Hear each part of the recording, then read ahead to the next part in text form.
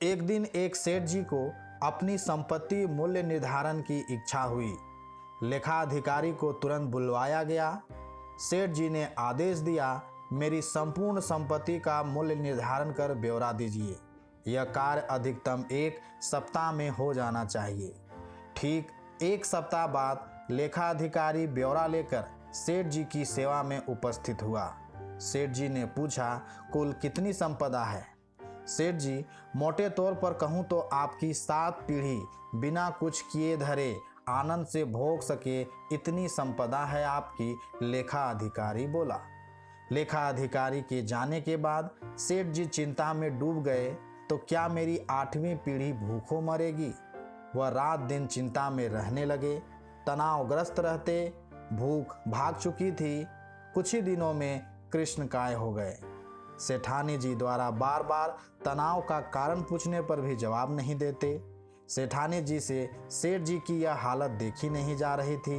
मन की स्थिरता व शांति का वास्ता देकर सेठानी ने सेठ जी को साधु संत के पास सत्संग में जाने को प्रेरित कर ही लिया।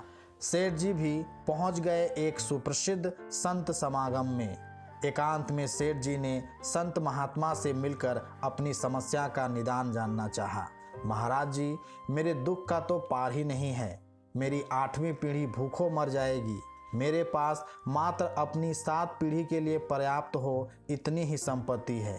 कृपया कोई उपाय बताएं कि मेरे पास और संपत्ति आए और अगली पीढ़ियां भूखी ना मरे। आप जो भी बताएं, मैं अनुष्ठान विधि आदि करने को तैयार हूँ। सेठ जी ने संत महात्मा से प्रार्थना की। संत महात्मा जी ने समस्या समझी और बोले, इसका हल तो बड़ा आसान है। ध्यान से सुनो सेठ। बस्ती के अंतिम छोर पर एक बुढ़िया रहती है, एकदम कंगाल और विपन्न। ना कोई कमाने वाला है और ना वह कुछ कमा पाने में समर्थ है। उसे मात्र आधा किलो आटा दान दे दो। यदि वह यह दान स्वीकार कर ले तो इतना पुण्य उपार्जित हो जाएगा कि तुम्हारी मनोकामना पूर्ण हो जाएगी। तुम्हें अवश्य अपना वांछित प्राप्त होगा। सेठ जी को बड़ा आसान उपाय मिल गया। अब कहाँ सब्र था उन्हें। घर पहुंचकर सेवक के साथ 1 क्विंटल आटा लेकर पहुंच गए बुढ़िया की झोपड़ी पर।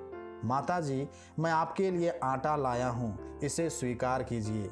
सेठ जी बोले, आटा तो मेरे पास है बेटा, मुझे नहीं चाहिए। बुढ़िया ने स्पष्ट इनकार कर दिया।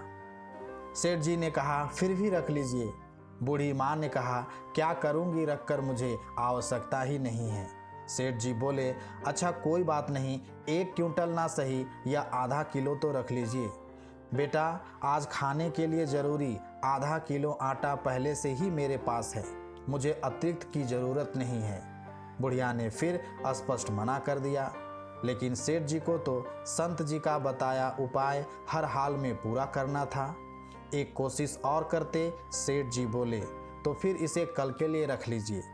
बूढ़ी माँ ने कहा, बेटा, कल की चिंता मैं आज क्यों करूं? जैसे हमेशा प्रबंध होता आया है, कल के लिए भी कल ही प्रबंध हो जाएगा। इस बार भी बूढ़ी माँ ने लेने से साफ इनकार कर दिया।